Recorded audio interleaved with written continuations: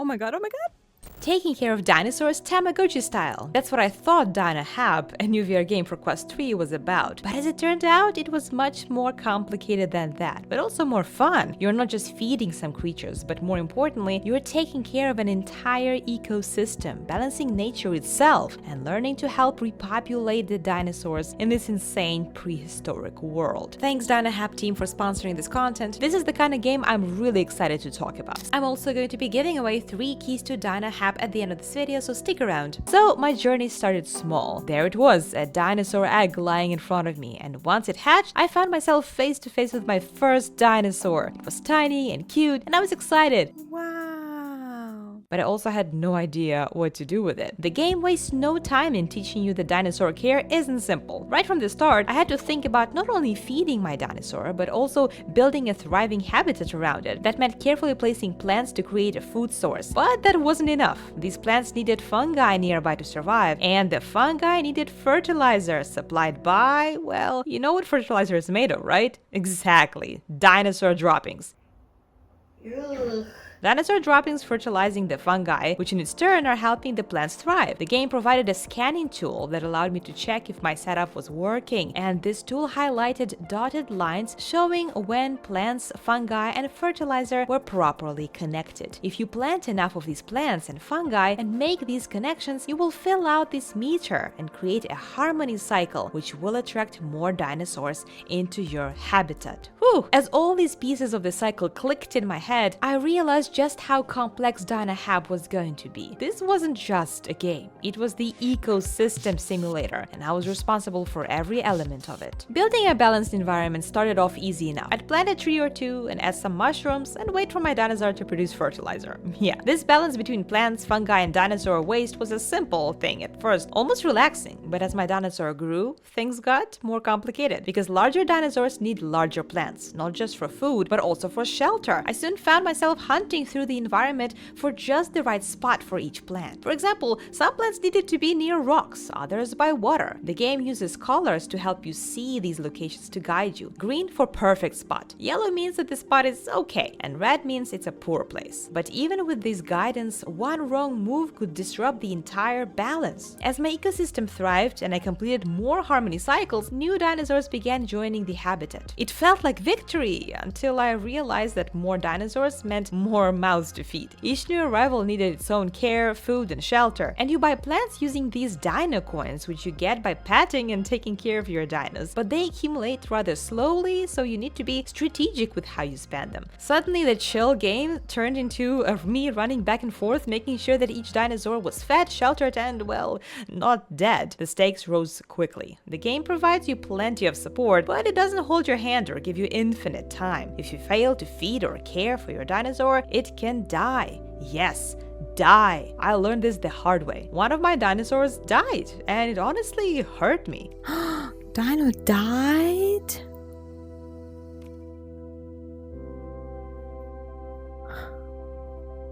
What the heck? You see, I'd become attached to these creatures, spending time feeding and patting them, even running from plant to plant to make sure that they had food. Losing one was heartbreaking. VR is doing some weird things to your brain, believing that these pets are real somehow, building connections with them, nothing like the pet care games on a flat screen. And honestly, you probably remember still the devastation when you failed to take care of your Tamagotchi. Imagine a full-blown 3D dinosaur standing right next to you, and the loss of this dinosaur stings much more real than what I expected. And when I realized that my dinos could die, I became even more stressed out about their survival. Here, don't die, please. And just as I felt that I was starting to get the hang of things, the game threw another twist my way: environmental events. The first time a storm hit, I watched helplessly as my dinos were shaking underneath the trees and some of my vegetations got damaged. The lush environment that I worked so hard to build was in danger. Without enough trees, my dinosaurs would starve, and I don't want yet another dinosaur's blood on my hands. I scrambled to replant as quickly as I could, but resources in Dino Hub aren't endless. I needed dino coins coins to buy plants, and with every storm,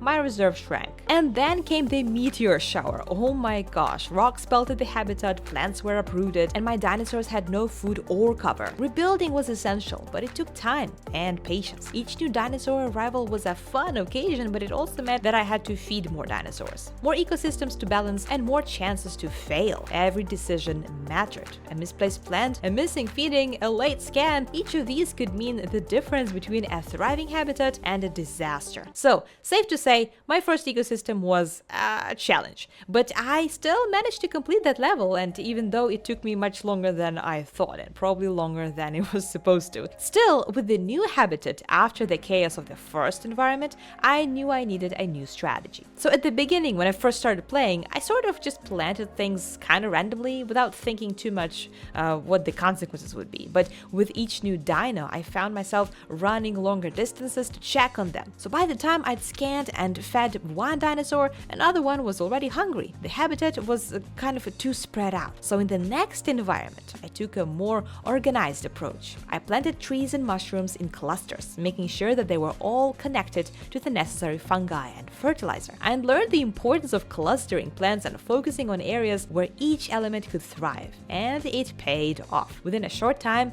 I attracted 4 dinosaurs. The habitat was vibrant, and for the first time, I felt in control. The game was just as complex as when I started it, but I learned how to navigate it. Play smarter, not harder. One of the coolest parts of Dino Hab was watching your dinosaurs grow. Standing next to a tiny hatchling is one thing, but standing next to a teenage titanosaur is another. These creatures grow to incredible sizes, and in VR, the scale feels immense. I liked one moment in particular when I approached a massive dinosaur, still technically a teenager, and held out a leaf for it to eat. The dinosaur leaned down, its enormous neck was lowering to meet me, and took the leaf straight from my hands. It was one of those moments where the reality of VR hits you. This wasn't just a game. I felt like this was one of those moments where I thought, man, I wish more people could experience this in VR, because this is what VR is all about. Kind of like when you play the Behemoth and the scale just astonishes you, but in Behemoth these are monsters, but dinosaurs, I mean, they really existed, and you kind of can see the real scale of what they used to be like if you lived in those prehistoric times. It's truly insane. The game makes you feel like you're a part of this world and connected to these creatures in a way that's really hard to describe.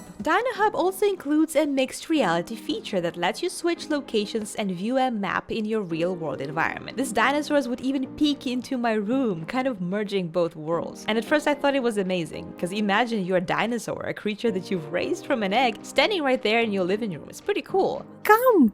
I need to keep taking care of him. I can't just let him go. But I also realized that this mixed reality feature wasn't really an essential part of the gameplay. The map and teleport could have existed without the real-world settings, and while it was fun, it kind of felt like an add-on. I sort of wish that they would integrate it deeper into the gameplay and make it an actual functional part of the game. Let's talk a bit more about scanning. Scanning is a key part of Dino Hab, which allows you to unlock new information about each plant and animal. The more I scanned, the more I learned, and each entry went to the Dinopedia. Completing entries even added little trophies, miniature versions of the plants and dinosaurs that I discovered, into my mixed reality room. It felt like building a collection, a small reminder of my progress in the game. But there was one annoying drawback. Every time I added something to the Dinopedia, a voice would remind me to go and read it. You have unread Dinopedia facts. Press the Y button to unlock and read them. This happened often, especially since I scanned frequently. I appreciated the added information, but the constant reminders quickly became annoying. Sometimes I just wanted to enjoy the game without interruptions, but the game kept prompting me to stop and read. You have unread Dinopedia facts.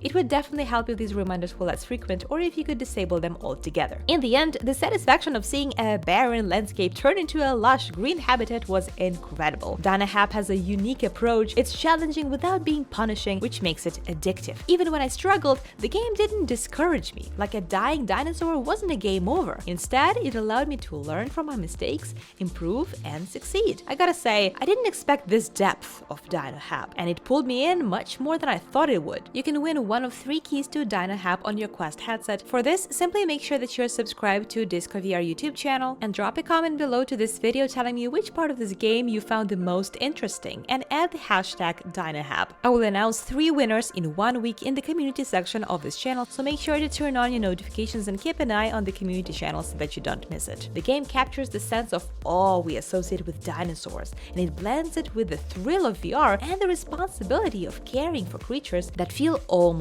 real. For anyone looking to step into the world that's as rewarding as it is complex, Dino Hab is an experience worth trying. And if you enjoy taking care of plants and ecosystems, then check out my Starship Home review, where you'll take care of space plants while traveling through the galaxy in a mixed reality setting. Or if you'd like to check out more of a horror mixed reality experience, then you have to watch my video review of Shattered. I absolutely loved it. I'll see you there.